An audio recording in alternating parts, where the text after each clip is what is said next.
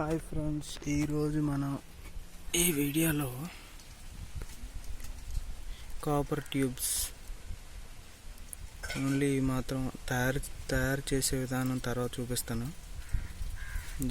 ఇది నమూనా అన్నమాట. ప్రాసెస్ తర్వాత చూపిస్తాను.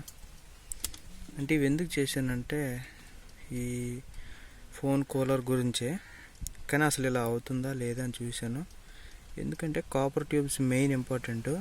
ఆల్రెడీ అంతకుముందు నేను ఈ వాటర్ బ్యాగ్ చేశాను.